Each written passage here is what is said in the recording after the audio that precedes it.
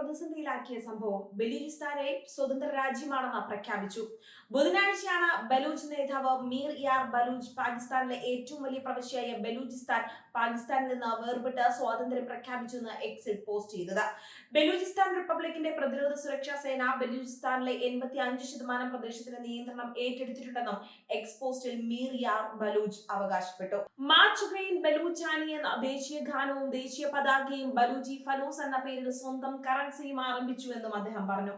ബലൂചിസ്ഥാനെ ഒരു സ്വതന്ത്ര രാജ്യമായി ലോകരാജ്യങ്ങൾ അംഗീകരിക്കണമെന്നും അദ്ദേഹം ആവശ്യപ്പെട്ടു. ബലൂച്ച് ജനതയെ പാകിസ്ഥാനികൾ എന്ന് വിശേഷിപ്പിക്കരുതെന്നും അദ്ദേഹം അഭ്യർത്ഥിച്ചു. ഈ അവകാശവാദങ്ങൾ പാകിസ്ഥാനോ ഏതെങ്കിലും അന്താരാഷ്ട്ര സംഘടനയോ ഇതുവരെ സ്ഥിരീകരിച്ചിട്ടില്ല. എന്നാൽ ഇതോടെ ബലൂചിസ്ഥാന്റെ പ്രാധാന്യവും പാകിസ്ഥാനുമായുള്ള ദീർഘകാല സംഘർഷവും വീണ്ടും ചർച്ചയാവുകയാണ്. ഈ സ്വാതന്ത്ര്യ പ്രഖ്യാപനം ബലൂചിസ്ഥാൻ പാകിസ്ഥാനിൽ നിന്ന് വേർപിരിയാൻ വർഷങ്ങളായി നടത്തുന്ന പോരാട്ടത്തിന്റെ ഏറ്റവും പുതിയ സംഭവ വികാസമാണ്.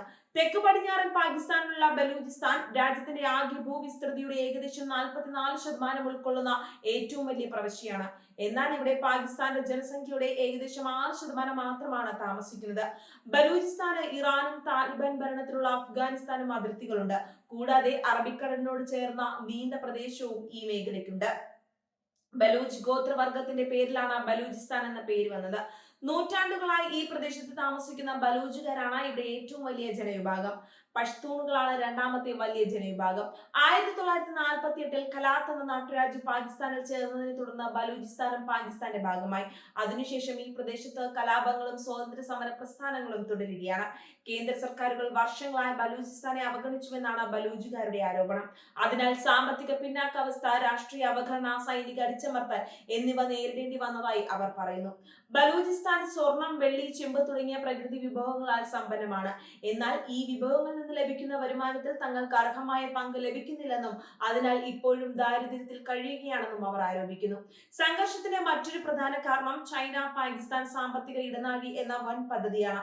ചൈനയുടെ സഹായത്തോടെ നടപ്പാക്കുന്ന ഈ പദ്ധതിയുടെ ഭാഗമായി ഗ്വാദർ തുറമുഖം, ഖനന പദ്ധതികൾ, അന്താരാഷ്ട്ര വിമാനത്താവളം എന്നിവ വികസിപ്പിക്കുകയാണ്. ചൈന ബലൂചിസ്ഥാന്റെ ഭൂമിയും പ്രകൃതിയും വിഭവങ്ങളും ചൂഷണം ചെയ്യുകയാണെന്നാണ് പ്രദേശവാസികളുടെ പരാതി. കൂടാതെ ചൈനീസ് നിക്ഷേപവും തൊഴിലാളികളും വർദ്ധിക്കുന്നതോടെ ബലൂച്ച് ജനതയുടെ കൂടുതൽ പിന്നാക്കത്തിലാകുമോ എന്ന ആശങ്കയും അവർക്കുണ്ട്. പാകിസ്ഥാനിൽ നിന്ന് സ്വാതന്ത്ര്യം പ്രഖ്യാപിച്ചെന്ന് അവകാശപ്പെട്ട ബലൂചിസ്ഥാൻ തങ്ങളെ ഒരു സ്വതന്ത്ര രാജ്യമായി അംഗീകരിക്കണമെന്ന് ഇന്ത്യയോട് അഭ്യർത്ഥിച്ചിട്ടുണ്ട്. എന്നാൽ ഇന്ത്യക്ക് ഇത് എളുപ്പമുള്ള കാര്യമല്ല. മുൻപ് ബലൂചിസ്ഥാനിലെ മനുഷ്യാവകാശ ലംഘനങ്ങളെ കുറിച്ച് ഇന്ത്യ ആശങ്ക പ്രകടിപ്പിച്ചിട്ടുണ്ടെങ്കിലും സ്വാതന്ത്ര്യത്തിന് ഔദ്യോഗിക അംഗീകാരം നൽകുന്നത് വലിയ നയതന്ത്ര പ്രശ്നങ്ങൾക്ക് ഇടയാക്കാം.